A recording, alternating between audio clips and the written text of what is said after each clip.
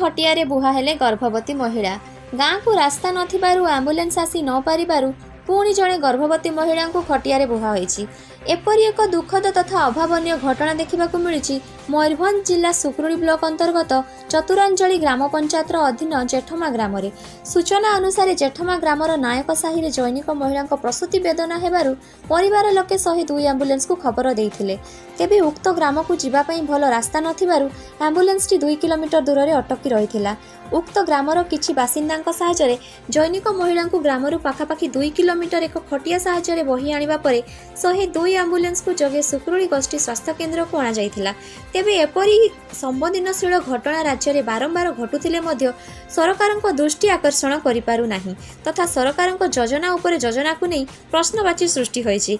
एपरे राज्य सरकारक विभिन्न प्रकार साहाय्य सहयोग तथा योजना पर योजना डिमरा फिटुथिबा बेले जिल्ला रे एपरि एक ग्राम अछि जहाँ स्वाधीनतार 70 वर्ष परे मध्य ग्राम को गोटे रास्ता मध्य जगाई पारु नाही।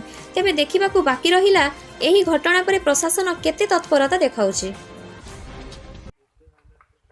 माने एइटा बोली कथा नुह बहुत बहुत माँ आमे माने भी समस्ते से बेला खटियार बुहीकरी एम्बुलेंस पाकू जाइछु तापर मेडिकल जाइछु सेते बड़ो कष्ट जहाँ सहीछु आमे मु भी सहीछि तो बहुत ही कष्ट प्रस्तुति मार जहाँ कष्ट आमे भोगिछु सर। कोन गाँ को रास्ता नहीं छोट छोट पिला माने अंगनवाड़ी को जाउछंती 2 किलोमीटर जड़े प्रस्तुति माँ भी जाउछि 2 किलोमीटर चलिकी अंगनवाड़ी को एंट्री करबा पई।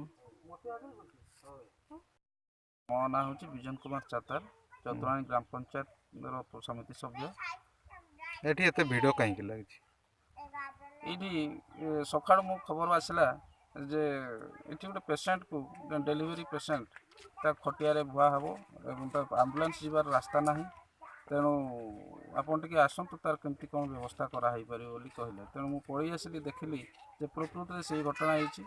तो यही चतुराणी ग्राम पंचायत जेठमा ग्राम नायक साहि गोटे रास्ता तैयारी करने अनेक बार मु कही प्रशासन किसी गुरुत्व दौना एपर्यंत किसी सुफल मिलना एपर्यंत दुखित। आज जो विकास कहते आम गाँ आम विकास योजना से कहीं कौन किसी सुफल मिलूना बोली मु अनुभव करुँच।